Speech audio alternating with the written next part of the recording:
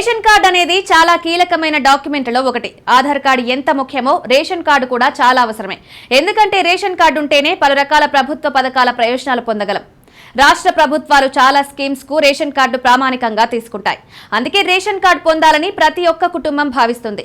సంక్షేమ పథకాల ప్రయోజనాలు మాత్రమే కాకుండా రేషన్ కార్డు ఉంటే చౌక ధరలకే రేషన్ సరుకులు కూడా పొందవచ్చు.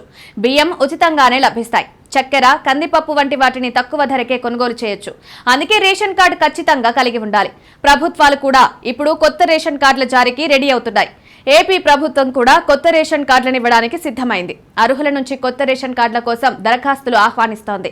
అందువల్ల కొత్త రేషన్ కార్డు పొందాలని భావించేవారు అప్లై చేసుకోవచ్చు. తాజాగా కొత్త రేషన్ కార్డుల దరఖాస్తు ప్రక్రియకు సంబంధించి కీలక అప్డేట్ ఒకటి వచ్చింది. ఇది సానుకూల అంశమని చెప్పుకోవచ్చు.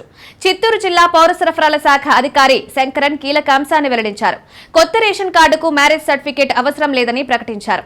కొత్త రేషన్ కార్డుల కోసం భారీగా దరఖాస్తులు వస్తున్నాయన్నారు. ఈ అప్లికేషన్స్ అన్నింటినీ పరిశీలించి కార్డుల జారీ చేపడతామని పేర్కొన్నారు. కొత్తగా పెళ్లైన వారు కొత్త రేషన్ కార్డు పొందాలంటే ఖచ్చితంగా మ్యారేజ్ సర్టిఫికేట్ కావాల్సిందే అనే రూల్ అమలులో ఉండేదని, దీనివల్ల చాలా మంది తీవ్ర ఇబ్బంది పడుతున్నారనే సమాచారం తమ వద్దకు వచ్చిందని వివరించారు. ఈ అంశానికి సంబంధించి రాష్ట్ర ప్రభుత్వానికి వివిధ వర్గాల నుంచి వినతులు కూడా అందాయన్నారు. అందుకే మ్యారేజ్ సర్టిఫికేట్ తప్పనిసరి కాదనే నిర్ణయం తీసుకున్నారని వివరించారు.